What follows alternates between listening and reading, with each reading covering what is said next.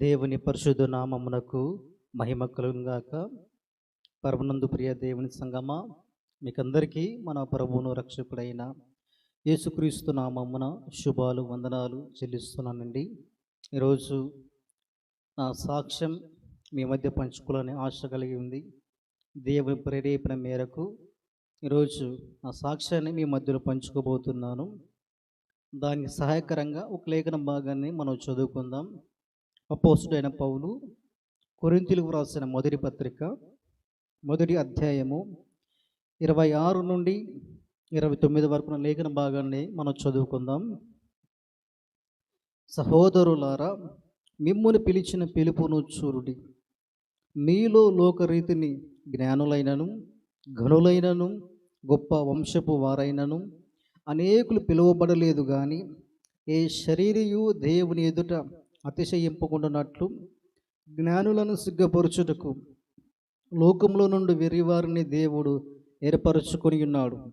బలవంతులైన వారిని సిగ్గపరచుటకు లోకంలో బలహీనులైన వారిని దేవుడు ఏర్పరచుకొని ఉన్నాడు. ఎన్నికైన వారిని వ్యర్థం చేయుటకు లోకంలో నీచులైన వారిని, తృణీకరింపబడిన వారిని, ఎన్నిక లేని వారిని దేవుడు ఏర్పరచుకొని ఉన్నాడు. ఈ వాక్య భాగం దేవుడు మన వెనుకలో దీవించునుగాక. పిల్లరా, మొట్టమొదటిగా నా పేరు ఎం నాగేష్. మాది కర్నూలు జిల్లా ఆదోని మండలం బైచ్కేరి గ్రామం. అయితే మా తల్లిదండ్రులకు మేము 12 మంది సంతానం. 6 సిస్టర్స్, వారే మొదట జన్మించారు. తర్వాత 6 బ్రదర్స్ మేము. వారిలో నా సంఖ్య 10. అబ్బాయిలలో నేను 4వ వాడను. అయితే ప్రస్తుతం నా తల్లిదండ్రులు ఇద్దరు నిద్రించారు. తర్వాత 3 అక్కలు చనిపోయారు, ఒక అన్న చనిపోయాడు. 3 అక్కలు, 5 మంది బ్రదర్స్ మేము ఉన్నాం. దేవుని మహాకృపను బట్టి నా బాల్యం ఎలా గడిచింది, ప్రభు నమ్మక ముందు నేను ఎలా ఉన్నాను.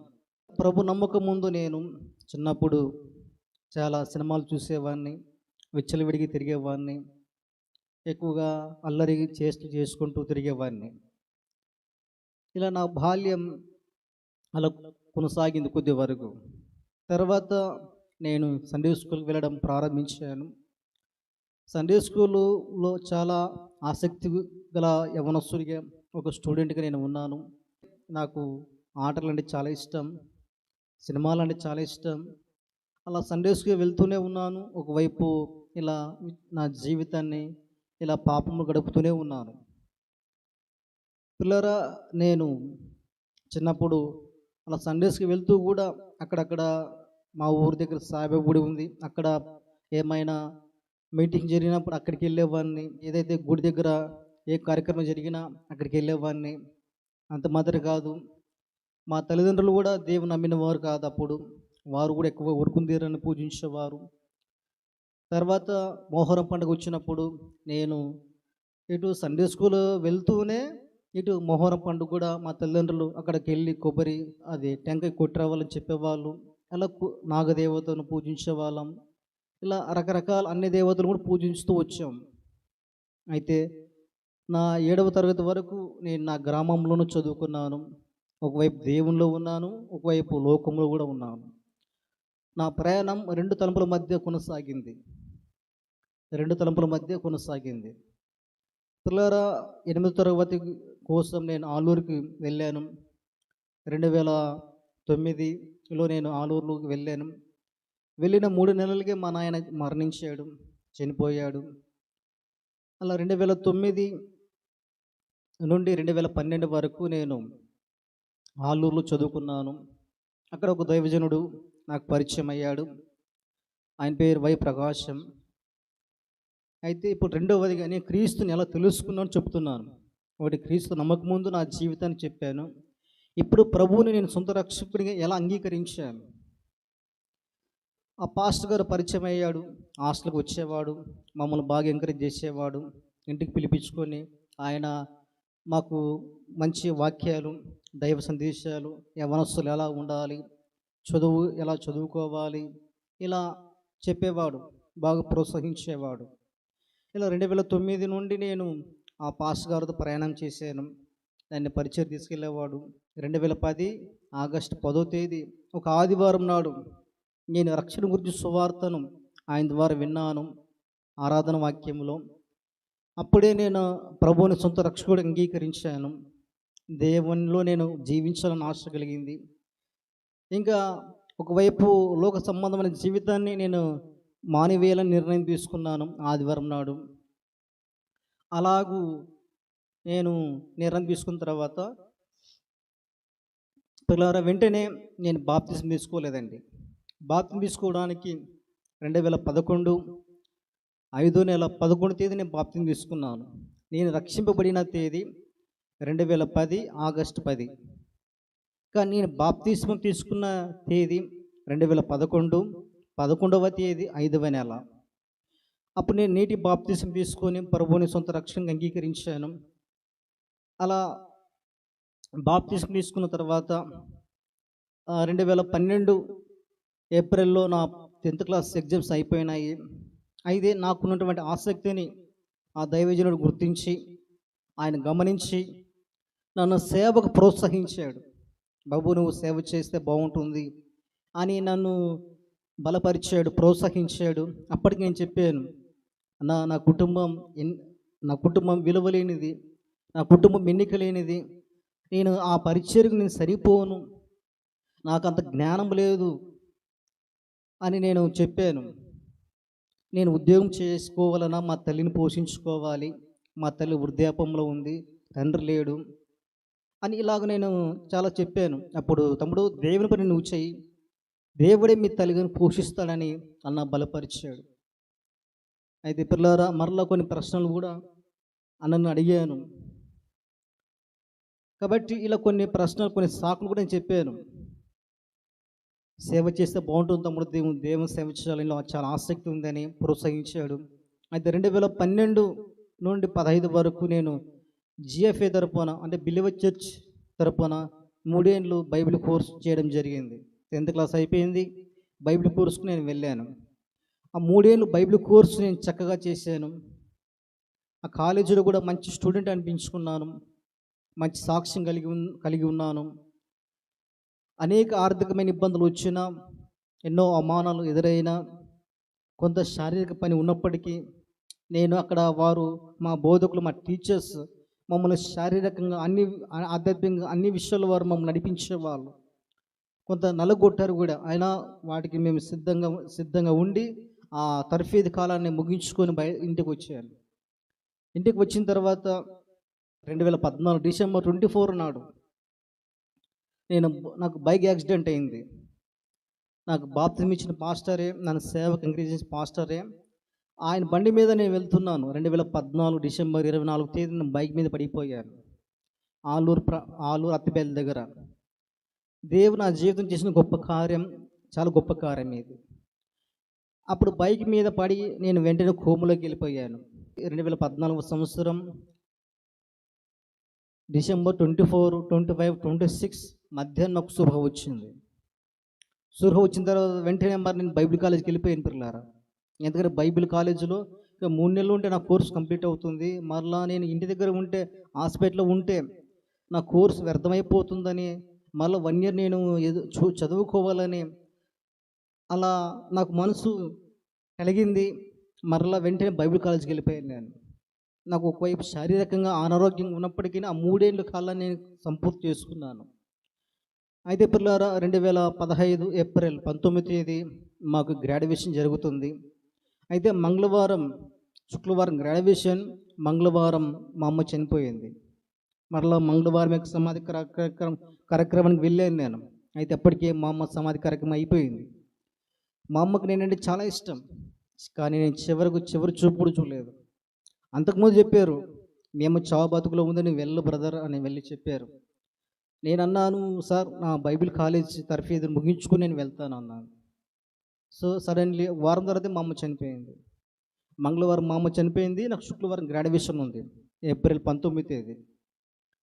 వెళ్ళాను, చివరి చూపు కూడా నేను చూడలేకపోయాను. సో అది ఏదేమైనా దేవుని చిత్తంగా భావించి మరలా అదే రాత్రి నేను బైబిల్ కాలేజీకి వచ్చాను. శుక్రవారం గ్రాడ్యుయేషన్ తీసుకున్నాను పిల్లారా.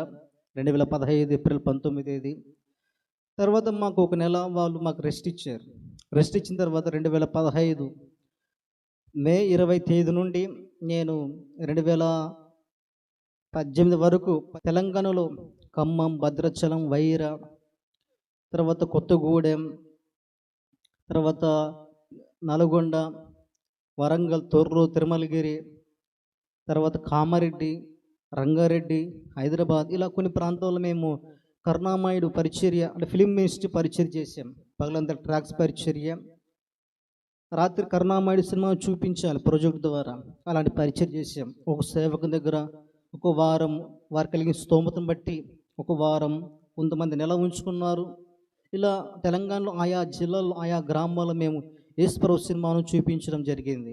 ఈ విధంగా నేను 2-3 ఏళ్ళు తెలంగాణలో పరిచర్య చేశాను. తర్వాత 2018లో నేను బిలవ చర్చను తప్పుకున్నాను పిల్లారా. కొన్ని పరిస్థితులను బట్టి, కొన్ని సిద్ధాంతాలను బట్టి నేను తప్పుకున్నాను. తర్వాత 2019లో ఇప్పుడు నా సేవ గురించి నేను చెప్తున్నాను. ఒకటి, ప్రభు నమ్మకం ముందు ఎలా ఉన్నానో చెప్పాను, ప్రభుని ఎలా అంగీకరించానని చెప్పాను, ప్రభు సేవలోకి నేను ఎలా వచ్చానో చెప్తున్నాను. అయితే పిల్లారా 2018లో అంతా నేను మా పాస్టర్ గారితో కలిసి కొత్త పరిచయం చేశాను. 2019లో నేను బ్రదర్ అన్ అసెంబ్లీలోకి వెళ్ళాను. 2019లో ఆదోనులో నేను బ్రదర్ అన్ అసెంబ్లీ తరపున 1 ఇయర్ బీటీహెచ్ కోర్స్ నేను చేశాను. 2019 నుండి 2020 ఏప్రిల్ వరకు.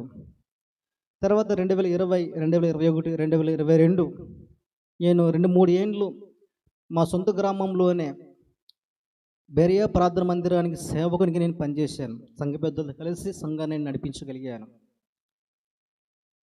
తర్వాత ప్రస్తుతం నేను ఆదోనులో సేవ చేస్తున్నాను, బెతెస్దా క్రిస్టియన్ అసెంబ్లీలో. ఎందుకు నేను సొంత ఊరు విడిచిపెట్టానంటే, ప్రవక్త స్వదేశం ఘనత పొందుడని. యేసు ప్రభు వారు కూడా ఆయన పుట్టినది యూదియా ప్రాంతమైన, ఆయన పరిచయం చేసినది గలిలే ప్రాంతంలో. యేసు ప్రభు మాదిరిని నేను అనుసరిస్తున్నాను. యేసు ప్రభు వలె నేను ఆయన మాదిరిని అనుసరిస్తున్నాను పరిచర్యలో. ఇప్పుడు 2023 నుండి నేను ఆదోనులో సేవ చేస్తున్నాను. అక్కడ సంఘ పెద్దలు ఉన్నారు, సేవకుడు ఉన్నాడు, వారితో కలిసి నేను పరిచయం చేస్తున్నాను నేను కూడా.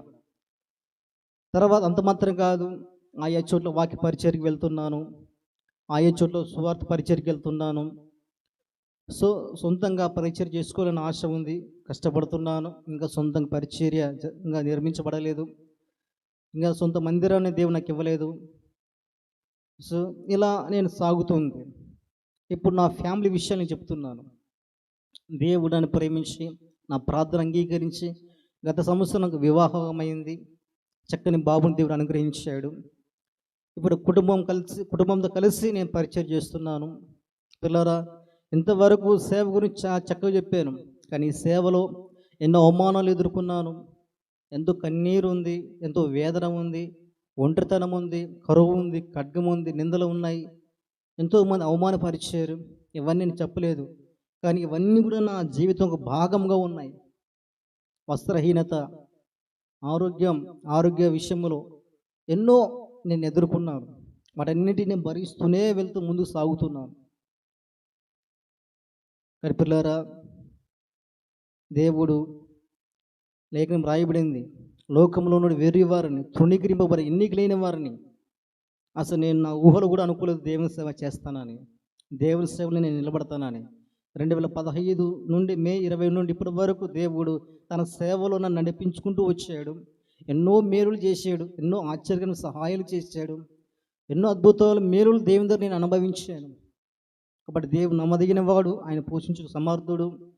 కాబట్టి లేఖనం సెలవిస్తుంది మత్తయి 6:33 కాబట్టి మీరు దేని గురించి చింతపడకూడి, మొదట ఆయన రాజ్యమును ఆయన నీతి మొదట వెతకినప్పుడు అవన్నీ మీకు అనుగ్రహించబడను. కాబట్టి పిల్లారా, దేవుడు ఏదైనా చేయగలడు. మన విశ్వాసంతో, సమర్పణతో పరిచర్యలో కష్టపడితే దేవుడు ఎవరినైనా ఆశీర్వదిస్తాడు. కాబట్టి దేవుని కృప ద్వారానే నేను సేవలో ఉన్నాను. నాకైతే యోగ్యత లేదు, ఎన్నిక లేని వాడని. నాకంటే యవనస్తులు ఎంతోమంది ఉన్నారు, జ్ఞానములు ఉన్నారు, డబ్బున్నవారు ఉన్నారు, ఎంతోమంది ఉన్నారు, కానీ దేవుడు తన కృప ద్వారా నన్ను ఎన్నుకున్నాడు. కాబట్టి నా పరిచర్య కొరకు, నా కుటుంబం కొరకు ప్రార్థన చేయండి. దేవుడు మిమ్మల్ని అందరినీ దీవించునుగాక. ఆమేన్.